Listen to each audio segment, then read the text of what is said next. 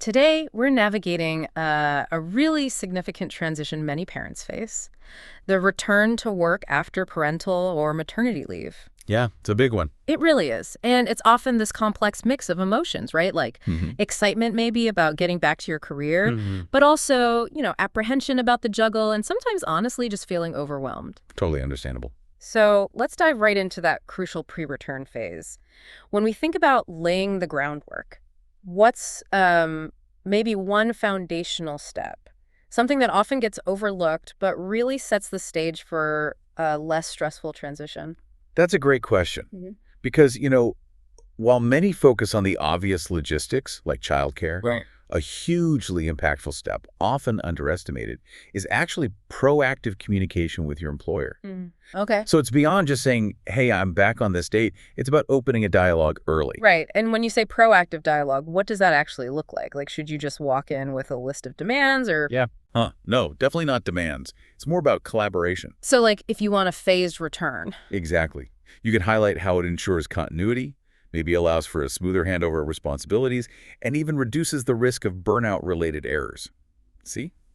It's a win-win. Makes sense. This early communication, it just sets clear expectations for everyone, helps align your needs with what your workplace can actually support. You'll want to discuss things like what lactation support is available, designated spaces, break times, Sure.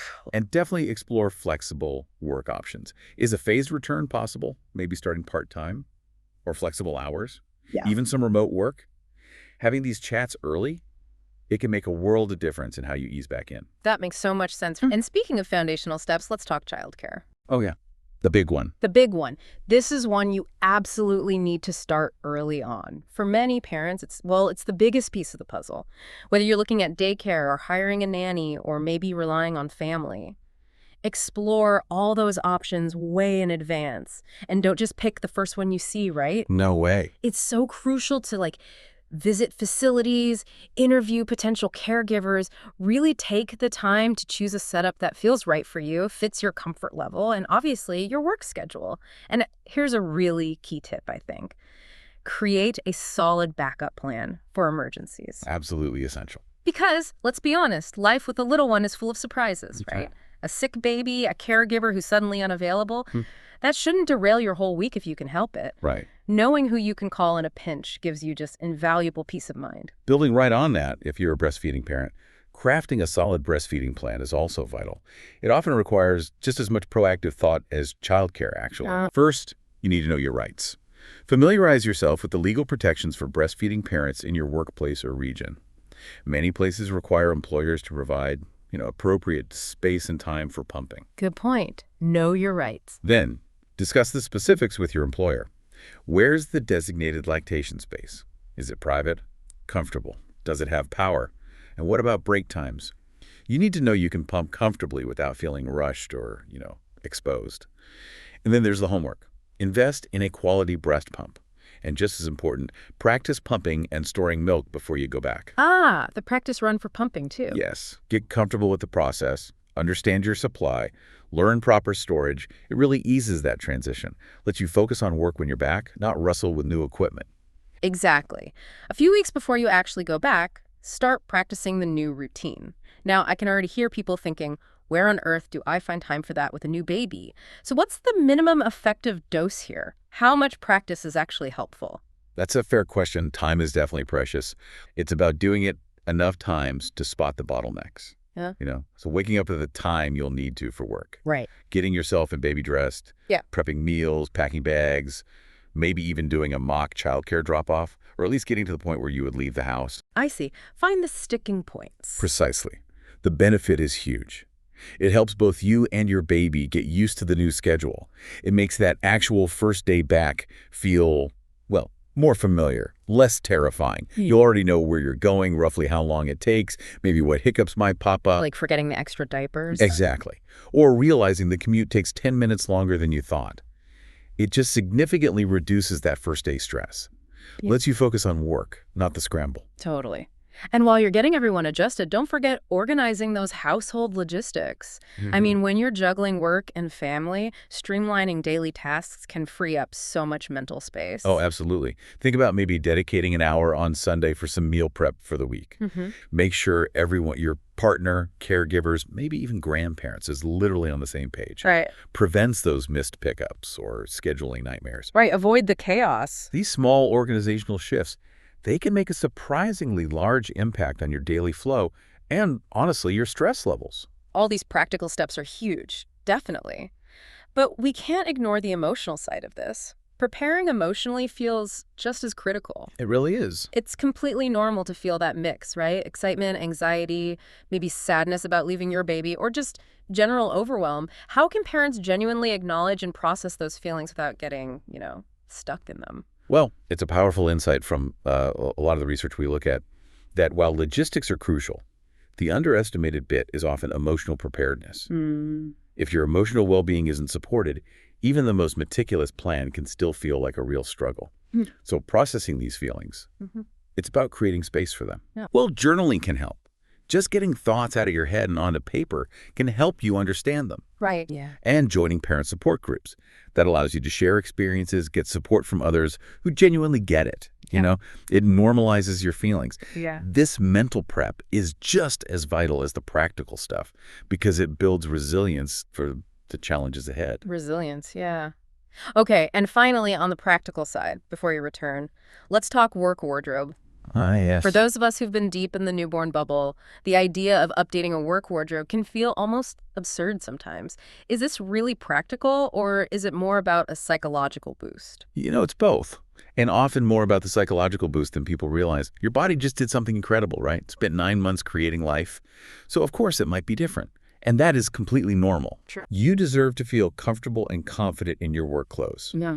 This isn't vanity. It's about stepping back into your professional role feeling good. Okay. And practically speaking, if you're breastfeeding, thinking about functional clothing, stuff that's adaptable for pumping needs, Yeah. like easy access tops or wrap dresses. Yeah. That can save you a lot of hassle during the day. Good point. Feeling physically comfortable and, put together can significantly impact your mental readiness for the workday. It's actually a surprisingly powerful tool for the transition. Okay, so you've done all the prep work, you've planned, you've practiced. Now, you're officially back at work. This is the thriving in the new normal phase. How do you maintain balance when the juggling truly begins? What are the ongoing practices for this new chapter? Right, this is where the journey really continues, isn't it? These aren't one-time fixes. They're habits, strategies you'll need to integrate into your new routine. And maybe one of the most important ongoing things is easing into your workload, if that's at all possible. That phased return again. Exactly. We talked about it earlier, starting part-time maybe, or working from home a few days a week if your job allows. This gradual approach can really help you adjust without feeling completely swamped or burning out right away. Yeah, avoid the burnout. And keep that communication line open with your boss, with your colleagues. Keep talking about your work-life balance needs, any necessary adjustments to your schedule or responsibilities. It just sets clear expectations and helps manage those boundaries. And that commitment to open communication, it naturally leads to other practical things once you're back, especially for breastfeeding parents. Establishing a consistent pumping schedule sounds key. What are some real-world tips for managing that in a busy work environment? Consistency is definitely vital. It really means trying to align your pumping times with your baby's feeding times as best you can to maintain your supply. Right. A crucial practical tip. Huh. Block out that time on your work calendar. Seriously, treat your pumping breaks like a non-negotiable meeting. Like a meeting, okay. Yeah. It helps manage expectations with coworkers, and it gives you that dedicated time. Your employer should be prepared to offer you a comfortable, private space. Often, it's required by law. Yeah. Don't be afraid to use that space and time fully. It's about respecting your needs, your baby's needs, while still doing your job. Absolutely. No, something that's often one of the hardest parts, being away from your little one for the first time, that separation. No, it's tough. The tug is real. So checking in with your childcare providers feels perfectly normal, necessary even, for peace of mind. But an interesting insight from some studies is that for some parents, maybe overchecking can inadvertently prolong separation anxiety. For both parent and child, how do we find that healthy balance? That's a really perceptive question. because checking in is vital for peace of mind, but finding that healthy balance is key for everyone's adjustment. A lot of daycares now offer fantastic modern solutions, right? Like live streams sometimes, or they send photo updates during the day. Yeah, those updates are great. They allow for a quick check-in without constant disruption. Maybe instead of checking every hour, you could set specific times, once in the morning, once in the afternoon, or agree with your provider that they'll only call you for significant updates. There's absolutely no shame in wanting to check in on your child, whether it's a quick call or a video chat. These focused check-ins can really provide that peace of mind, while also supporting your child's ability to settle into their new routine. Makes sense. Okay, so once you're back, it's also time to really create your own custom routine. This isn't about being super rigid, I guess, but structuring your day to balance work tasks, meetings, and that crucial personal time. What tools or strategies can help make this routine feel sustainable, not, stifling? Yeah, it's about building a framework that gives you both efficiency and flexibility. Definitely lean on tools, digital calendars, trusty to-do lists, maybe time management apps, whatever works for you to keep track of tasks and appointments. Right. But maybe think beyond just scheduling tasks.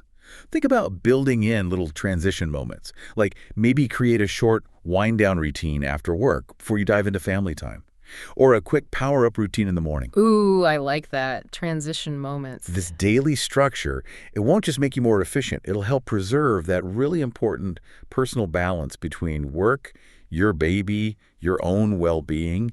And this brings us to what I think is truly non-negotiable, prioritizing self-care. Yes. It might feel like the absolute last thing you have time or energy for when you're juggling so much. Scheduling dedicated time for yourself, even just a few minutes a day, it feels almost impossible for many parents. How can we actually make this happen? It's such a fundamental truth, isn't it? And it so often gets forgotten in the juggle. But whether it's a brisk 15-minute walk on your lunch break or savoring a quiet cup of coffee before everyone else wakes up, maybe getting lost in a chapter of a book, or even just 5 minutes of mindful breathing, these little micro moments for yourself are absolutely essential. Micro moments? Okay. You just cannot pour from an empty cup. It's cliché, but it's true.